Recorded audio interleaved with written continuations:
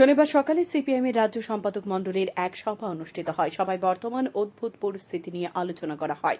কারণ গত কয়েকদিন ধরে লক্ষ্য করা যাচ্ছে বিগত বছরগুলির মতো ঝড় বৃষ্টি না হলেও বিদ্যুৎ নেই বহু এলাকায়। একইভাবে সমস্যা পানীয় জলের, পাশাপাশি চরম সংকট সৃষ্টি হয়েছে জ্বালানি তেলের। সব মিলিয়ে বহুমুখী সংকট রাজ্যের বিভিন্ন স্থানে তৈরি হয়ে আছে। এই সমস্যার সমাধান করতে সরকারের কোনো ভূমিকা নেই। শনিবার দুপুরে সিপিএম রাজ্য কার্যালয়ে সাংবাদিক সম্মেলন করে কথা বলেন। সরকারের দায়িত্বজ্ঞানহীনতা নিয়ে আঙুল তুলেন বিরোধী দলনেতা তথা সিপিএম রাজ্য সম্পাদক জিতেন্দ্র চৌধুরী। তিনি বলেন, 4.5 থেকে 5.5 মাস ধরে বিভিন্ন ব্লকে কাজ নেই। বিশেষ করে এই সমস্যা এডিসি এলাকার ব্লকগুলির মধ্যে। এদিকে সরকার পুরোপুরিভাবে নির্বিকার হয়ে আছে। এমনকি এর আগে যে কাজ হয়েছে সে বকেয়া টাকা এখনো মিটিয়ে দেওয়া হয়নি শ্রমিকদের।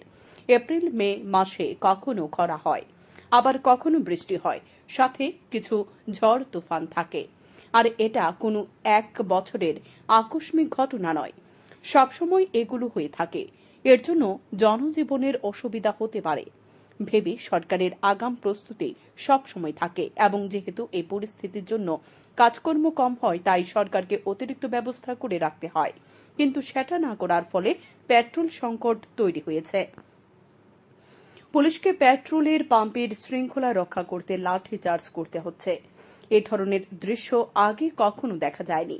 আর সরকার এদিকে কোনো নজর না দিয়ে নির্বাচনের প্রচারে ব্যস্ত হয়ে আছেন। বর্তমানে যে পরিস্থিতি চলছে তা ঠিক নয়। বর্ষার আগে সরকারকে এসব বিষয়গুলি নিয়ে টনক নড়তে হবে বলে দাবি করেন বিরোধী দলনেতা। তার সাথে হলো যে এই পেট্রোল, ডিজেল, গ্যাস, পেট্রোল এবং ডিজেল বাইরে থেকে আসে, ঠিক আছে, এতে না হয় একটা অপ্রতুলতা থাকবে, কিন্তু তার জন্য সরকারের তো আগাম ব্যবস্থা থাকবে।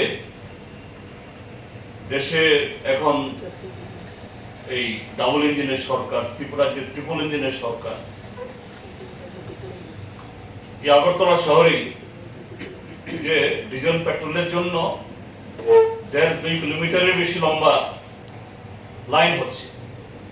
পুলিশকে শৃঙ্খলা রক্ষা করার জন্য লাঠিচার্জ করতে হচ্ছে। এরকম পরিস্থিতি যে সেরকম প্রাকৃতিক দুর্যোগ তো এবছর হয়নি। যদি সেরকম হতো বোঝা যেত যে না, এটা সামলাতে পারছে না, কিন্তু কিছুই হয়নি। তারপরও যে সরকারের কোন ধরনের যে এই নজর নেই, নির্লিপ্ত, সবাই ব্যস্ত নির্বাচনী প্রচার। হ্যাঁ, ঠিক আছে, এটা আমাদের দেশের সর্বোচ্চ গণতান্ত্রিক একটা লড়াই।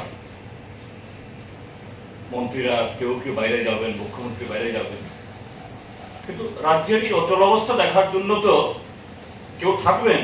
এখানকার প্রশাসনকে সেরকম নির্দেশিকা থাকবে যে সামান্য ঝড় বৃষ্টি, সেরকম তুফান ইত্যাদি কিছুই হয়নি। এবার অন্য সময়তে কাল বৈশাখীতে যেরকম ভাবে তাণ্ডব হয়, সে তাণ্ডব বলতে কিছুই হয়নি। কিন্তু কোনো কোনো এলাকাতে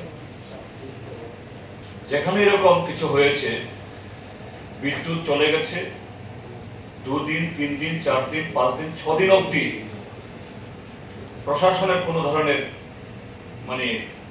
সাক্ষাৎ নেই, তার কোনো চেহারা দেখা যাচ্ছে না। এতে শুধু বিদ্যুতের সমস্যা না, পানীয় জলের সমস্যা, সেচের প্রবলেম, হাসপাতালে রোগীদের দুর্দশা, একটা বহুমুখী সংকট যে এখনো রাজ্যের বিভিন্ন প্রান্তে চলছে। সরকারের কোনো ধরনের কোনো ভূমিকাই নেই। 2 হলো কাজ খাদ্যের অভাব। গত 4.5 মাস 5 মাস ধরে রাজ্যের বিভিন্ন ব্লকে কোনো কাজ নেই। সরকার বলছে গত 10 বছরে উত্তর পূর্বাঞ্চলের নাকি পরিকাঠামোর প্রভূত উন্নতি হয়েছে। হীরা, হাইওয়ে, ইন্টারনেট, রেলওয়ে ইত্যাদিতে নাকি একেবারে উন্নত দেশের পর্যায়ে নিয়ে গেছে। সামান্য বৃষ্টি, সামান্য ধস, এতে রেল আসছে না, হাইওয়ে বন্ধ হয়ে যাচ্ছে। তো এগুলি যে ত্রিপুরাজ্যের জনজীবন বা জনগণের প্রতি তাদের যে দায়বদ্ধতাহীনতা, নির্লিপ্ততা, তারই নিদর্শন। আয়োজিত সাংবাদিক সম্মেলনে এছাড়া উপস্থিত ছিলেন বামফ্রন্টের আহ্বায়ক নারায়ণ কর, সিপিআইএম সম্পাদক মণ্ডলীর সদস্য Manik Dey. Bureau report, news daily Bharat.